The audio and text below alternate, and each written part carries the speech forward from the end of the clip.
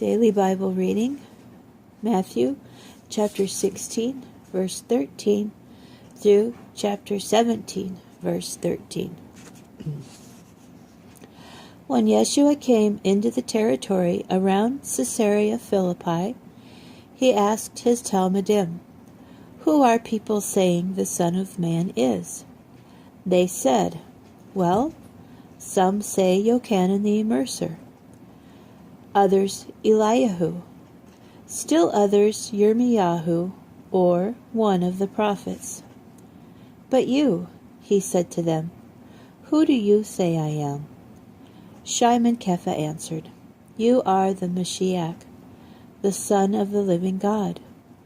"Shimon bar Yochanan," Yeshua said to him, "how blessed you are!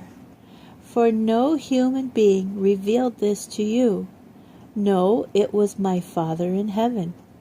I also tell you this, you are Kepha, which means rock. And on this rock I will build my community, and the gates of Sheol will not overcome it. I will give you the keys of the kingdom of heaven.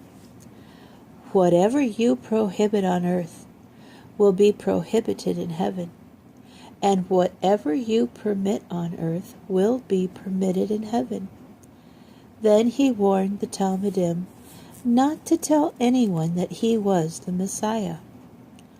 From that time on, Yeshua began making it clear to his Talmudim that he had to go to Jerusalem and endure much suffering at the hands of the elders, the head Kohanim, and the Torah teachers, and that he had to be put to death, but that on the third day he had to be raised to life.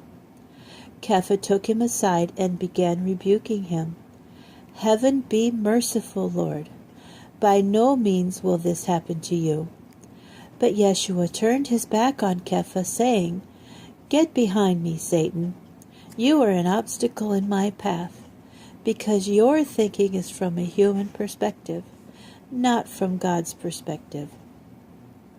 Then Yeshua told his Talmudim, "If anyone wants to come after me, let him say no to himself, take up his execution stake, and keep following me.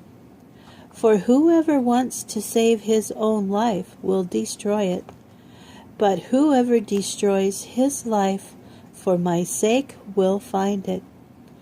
What good will it do someone if he gains the whole world but forfeits his life?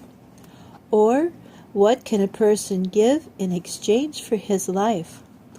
For the Son of Man will come in his Father's glory with his angels, and then he will repay everyone according to his conduct.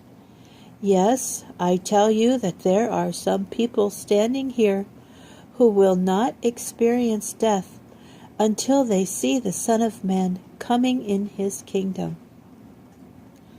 6 days later, Yeshua took Kepha, Yaakov, and his brother Yochanan, and led them up a high mountain privately. As they watched, he began to change form. His face shone like the sun, and his clothing became as white as light.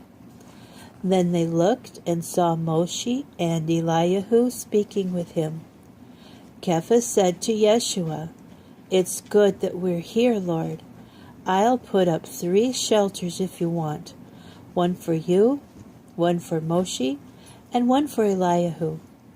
While he was still speaking, a bright cloud enveloped them, and a voice from the cloud said, "This is my Son, whom I love, with whom I am well pleased.